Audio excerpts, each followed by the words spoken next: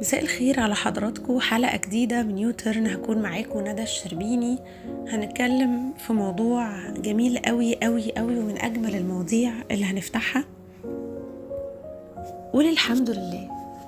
قولي الحمد لله دايما على كل حاجة عندنا بنملكها. قولي الحمد لله انك صاحي من النوم كده بصحة حلوة قادر تجهز وتنزل شغلك. قولي الحمد لله انك عندك شغل. الحمد لله انك عندك صحة. الحمد لله انك عندك لبس. الحمد لله انك عندك فلوس. الحمد لله اهلك حواليك كويسين وبصحة كويسة. الحمد لله مرتاحين ومطمنين واليوم بيعدي بسلام. الحمد لله بقدر اروح شغلي واجي. الحمد لله بقدر اتنفس. الحمد لله عندي حاجات من الرفاهيات اللي بتساعدني في شغلي وبتساعدني في يومي. عندي موبايلي، عندي اللابتوب، عندي حاجات كتير. الحمد لله على كل حاجة. الحمد لله على اللي احنا اترزقنا بيه وجالنا، والحمد لله على اللي اتمنعنا عنه ومجاش. الحمد لله على كل باب بنعافر علشان نفتحه ما بيتفتحش معانا. ما تعرفش ايه اللي هيحصل. يا الباب هيتفتح في يوم، يا اما الباب هيبقى اكبر واوسع من صبرك انت وتحملك، يا اما هيجيلك اللي انت عايزه بطريقة انت ما تحلمش بيها. شوف، مهما تخيلت الطريقة اللي خاطرك هيتجبر بيها ويوم الفرحة بتاعتك وإحساسك هيبقى عامل إزاي، برضو مش هتجيب الدرجة اللي ربنا هيجبرك بيها وإحساسك وقتها. ما تزعلش وما تيأسش. اترفضت، مش كل الناس بتحبك، اتخذلت، اتكسفت، اتحركت، فشلت في بعض الأوقات، عادي. انت يعني كل ده حصل لك من مين؟ بشر زيك، من بني آدمين.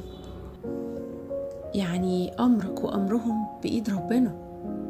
لو ربنا أراد هيفتح لك كل الأبواب والسكك المقفولة، لأن في منعه عين العطاء.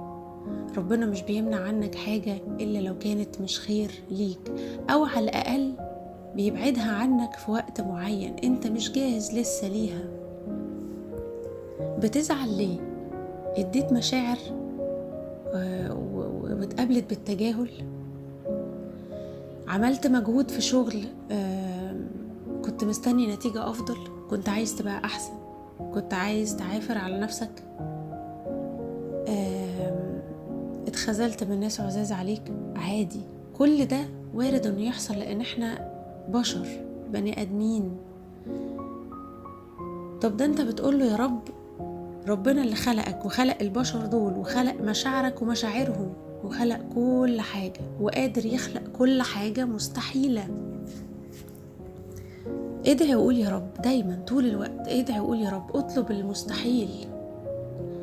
كان في حديث عن الرسول عليه الصلاة والسلام بيقول انه احد الاشخاص وقتها دخل على سيدنا النبي عليه الصلاة والسلام وسأله، قال له: يا رسول الله عليه افضل الصلاة والسلام، ايه اللي ممكن نطلبه من ربنا؟ ده معنى الحديث يعني. وايه اللي ممكن ما نطلبوش من ربنا؟ فكان رد سيدنا النبي عليه الصلاة والسلام بيقول: ان المؤمن يسأل ربه شراك نعله.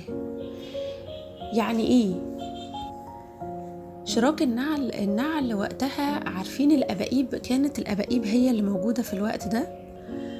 وشراك النعل يعني الجزء العلوي للنعل أو للأبقاب، اللي هو بيبقى جلد مثلا أو حاجة اللي بنقدر من خلالها طبعا نستخدم الأبقاب.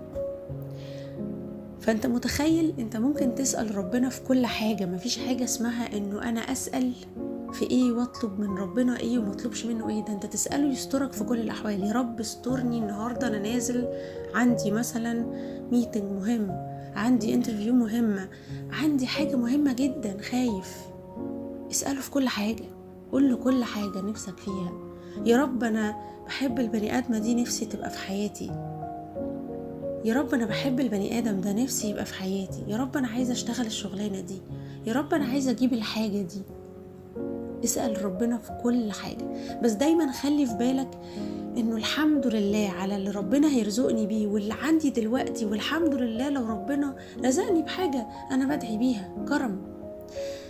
بس ما تنساش إن دعائك ممكن يغير القدر، لأن ربنا بيحب يسمع صوتك وانت بتدعي.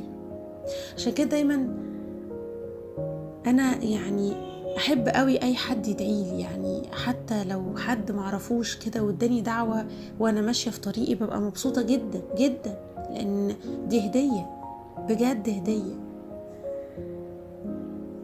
كان في جلسة من جلسات الشعراوي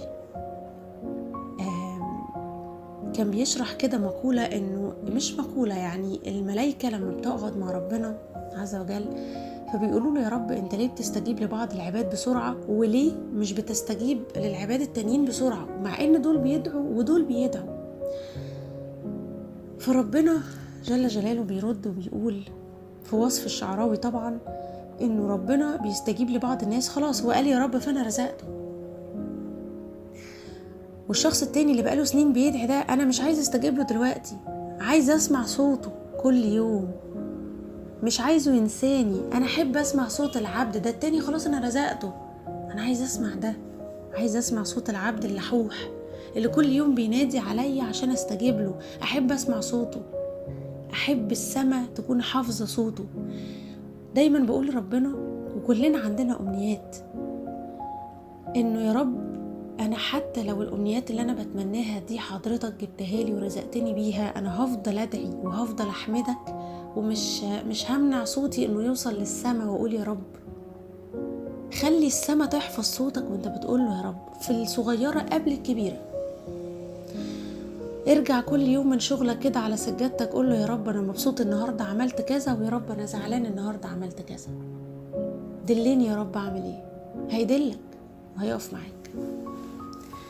خلي دايما في رقيب على نفسك وعلى تصرفاتك، عشان انت مش مستشار لنفسك طول الوقت. احنا بنحتاج نعرف ونتعلم. يقولك لو مش عارف الحاجة اسأل في حد فاهم فيها، ده انت هنا بتسأل رب الكون، يعني مفيش اعظم ولا اجمل من كده. منكرش ان انا عندي امنيات انا بدعي بيها بقالي سنين، بس في بعض الامنيات دي ربنا بيحطها في قلبك عشان يدلك بيها على عبادة معينة تقرب بيها منه، وده حقيقي.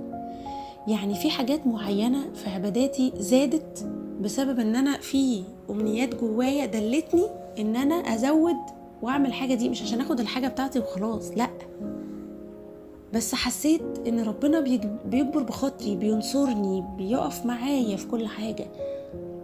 انا عمري ما هبطل العبادات دي، بل بالعكس كمان بقى عندي يقين مش بيروح ولو لدقيقة واحدة، وهو انه ربنا لو اراد الحاجة دي هيرزقني بيها.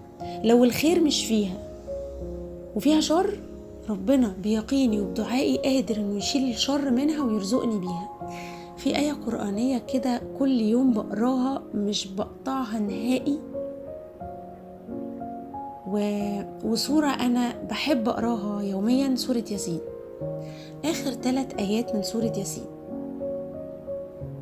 ال3 آيات دول بيخلوا فيه لمبة منورة كده جوايا، لو حصل إيه، لو حصل إيه اللمبة دي مش هتضلم، هتفضل منورة.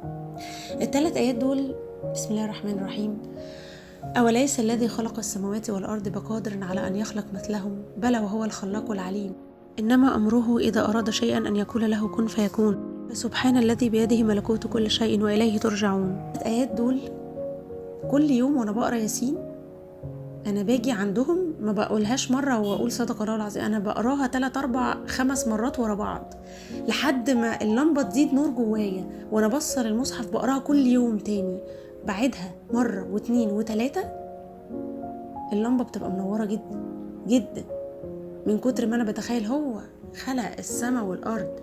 شوف ربنا لما يتناقش معانا كده ويقول لنا في القرآن الكريم: هو أنت فاكر إن اللي خلق السماء والأرض مش هيقدر على أمنيتك؟ مش هيقدر إنه يجيب لك الشخص اللي أنت عايزه، أو الشغلانة، أو الرزق هنا، أو الحاجة اللي أنت نفسك فيها؟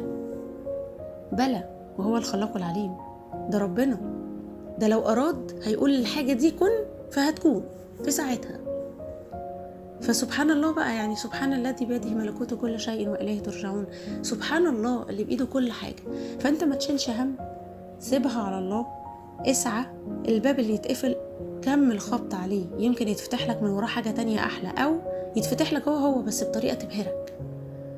افضل تخيل في اليوم اللي هيتجبر فيه خاطرك، افضل كده افتكر مع نفسك يا رب ده انا اليوم ده هفرح قوي، يا رب ده انا اليوم ده هبقى بتنطط من الفرحة. مهما تخيلت هيكون طعمه في الواقع احلى مليون مرة. اسعى وكمل في اللي انت بتعمله وسيبها على الله.